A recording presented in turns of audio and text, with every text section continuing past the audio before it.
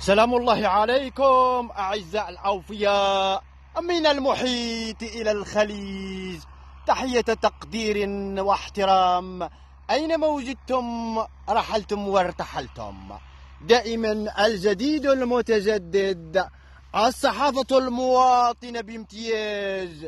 الأعزاء الأوفياء، عين على الفلاح والكساب.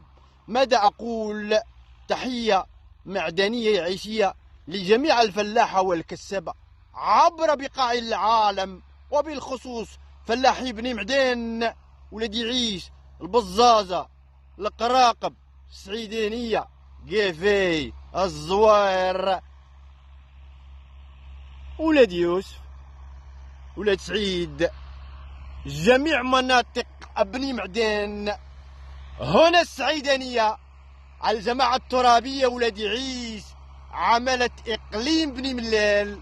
كما تشاهدون عملية الحارة الآن.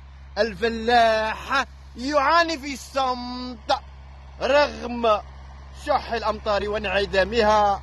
الفلاح لن يهدأ له بال إلا بعد أن يحرث الأرض وينتظر غيث السماء، ورحمة الله واسعة. الأعزاء الأوفياء، ماذا أقول لكم؟ أقول هنا السعيدانية، جماعة الترابية ولاد عيش، عملية الحرث في انتظار غيث إن شاء الله صبيب نافع. الأعزاء الأوفياء، ثمن الحرث الهكتار ما بين 350 درهم، يعني 7000 ريال، إلى 8000 ريال، 400 درهم مغربي. إشارة لابد منه. السنة الفارطة في ميكرو تروطوار سكوب ولاد عيش، أكد الفلاحة وبحسرة وألم أن السنة الفارطة لم يستفيدوا من زراعة الشمندر. إذن الأعزاء، مطلبهم واحد، هذه السنة إن شاء الله يستفيدون من زراعة الشمندر. هنا أرض ترس كما تلاحظون الأعزاء، أرض ترس صالحة لجميع النباتات والخضروات، قمح، شعير، فول، طماطم، زيتون، ليمون، بدنجال، فلفل، كل شيء صالح هنا. أرض المعطاء. إذن الفلاح يستغيث، يطلب دعما من الدولة في ظل أزمة انقطاع الغيث. الأعزاء الأوفياء، لازلنا ننقل لكم عبر المباشر. الأعزاء الأوفياء، ماذا أقول لكم؟ عملية الحرث تستمر الآن. لاحظوا كما تلاحظون هنا عملية الحرث.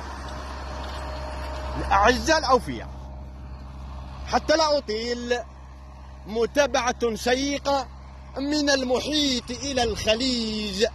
دائما الجديد المتجدد، صوت والصورة ننقلكم عبر تراب المملكة الأولوية.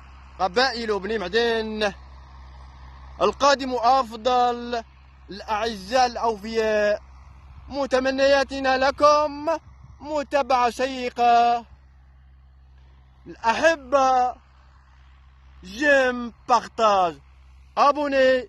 نقول لكم نهار سعيد، وندعو الله أن يغيثنا.